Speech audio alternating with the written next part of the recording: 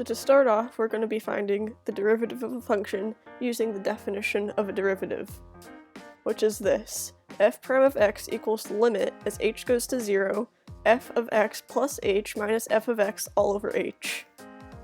So we're going to use this as an example. F of x equals 3 minus 14x. So to start off with this problem, we're going to plug this equation into the definition of a derivative. And we'll do that by having f prime of x equal to the limit as h goes to 0, and then we plug it in, so we have our equation x plus h.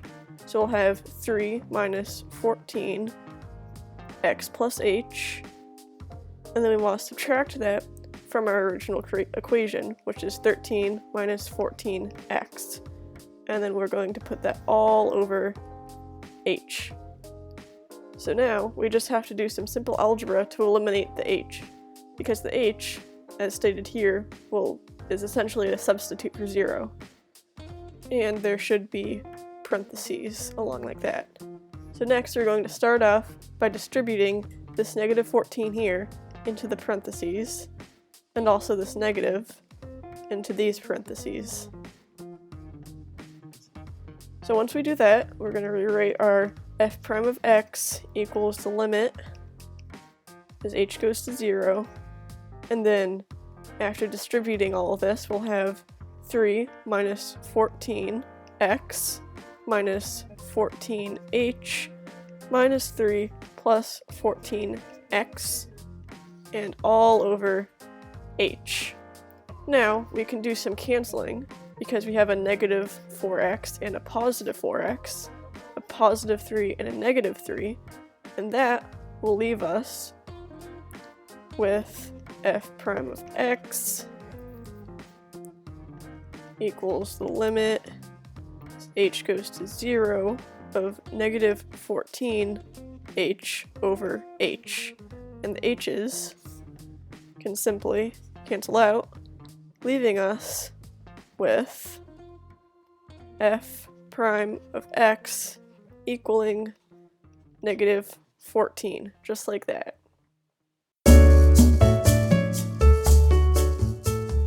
Now that we've learned how to find the derivative of a function using the definition of the derivative, I'll now show you how to find the derivative of a function using the power rule. To start off with something super basic, let's start with this scenario. F of x equals x to the yth power. Well, all you have to do is subtract 1 from whatever your value up here is, and then put the original value out front like that. Meaning that in this case, our f prime of x equals yx to the y minus 1th power. Now let's move on to a problem that doesn't use all variables. So let's say we have f of x equals x to the 15th power. Well, we just take away 1 from 15, then we move our 15 out front. That gives us f prime of x equals 15x, and then 15 minus 1 is just 14. But what happens if you already have a coefficient out front, just like in this scenario? Well, in this case, we would just multiply these two numbers together and then take away 1, meaning that our new f prime of x equals 5 times 5 is 25, x, and then 5 minus 1 is 4. Now, one of the harder situations is if you have a square root. Now, if you remember, the square root of any number is that number to the 1/2 power. So there we go, now we have an exponent and we can use the power rule. So we bring our 1/2 out front and then we take away 1 from the 1/2. Meaning that we'll have 1/2 x, and then 1/2 minus 1 is just minus 1/2. Now, a negative exponent means that we can just have 1/2, and then we can have our x, the 1/2 power down here, and now it's positive because it's underneath the fraction. Now we can also change this exponent back into a radical, but you can also just leave it like this. Personally, I think it looks a bit cleaner if we have it like this. So this becomes our f prime of x.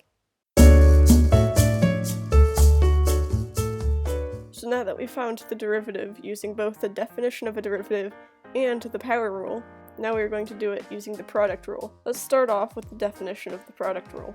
Let's say you're multiplying two functions together, say f of x and g of x. What you're going to do first is take the derivative of f of x, and now you're going to multiply that by g of x.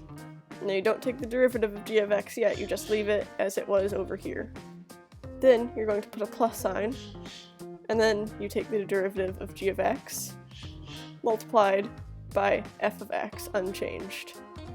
And this is going to be your formula on how to take the derivative of two things being multiplied together. So as an example, let's take h of x equals x squared times x to the third plus 3. Now, this x squared is going to be your f of x, like up here, and this x cubed plus 6 is going to be like our g of x up here. So first thing we're going to do is take the derivative of x squared. Now if you remember from the power rule, this just equals 2x. And you're going to multiply that by x3 plus 6, and you don't do anything to that yet. And then you add a plus sign. Now this is where you take the derivative of this part here. Now the derivative of a constant like this 6 is just going to be 0, so you don't have to worry about that. And then, to take the derivative of the remaining part, the x cubed, it's just the power rule. So it's just 3x squared. And then you finish it off by adding the x squared.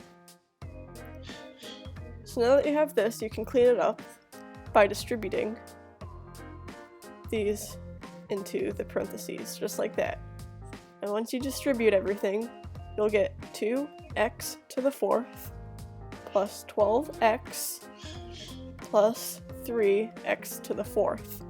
And now you can combine your like terms, like 2x to the fourth and 3x to the fourth, and you'll just get 5x to the fourth plus 12x. And that is your derivative.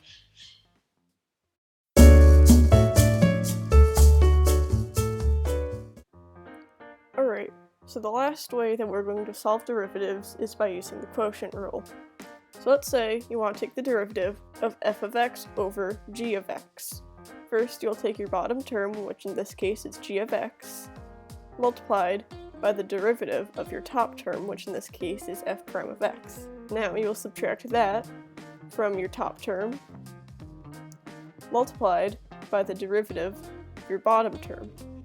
Now this is all going to be over your bottom term squared. So as an example, let's look at h of x equals x squared plus 5 over 4x plus 3. To plug this in, first we'll take our bottom term, which is 4x plus 3, and we'll multiply that by the derivative of our top term. Now, if you remember from the product rule, the derivative of a constant is just 0. And to take care of this, we'll use the power rule, meaning that the derivative of the top term is just 2x. And now we're going to subtract that from our top term, x squared plus 5, by the derivative of our bottom term. The constant will just be 0. And this, we can use the power rule as well, because there's a little 1 right here. 1 times 4 is 4. 1 minus 1 is 0, meaning that the derivative of that bottom term will just be 4, because it's 4x to the 0th power. And now, we will put that all over the bottom term, which is 4x plus 3 squared. Now this right here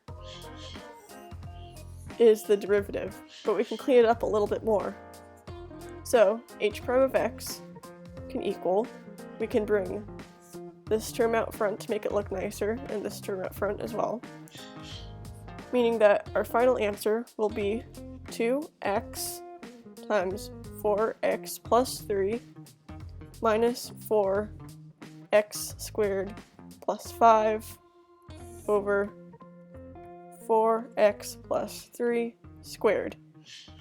And you cannot cancel these because there's a minus sign right here, meaning you cannot cancel the denominator and the numerator.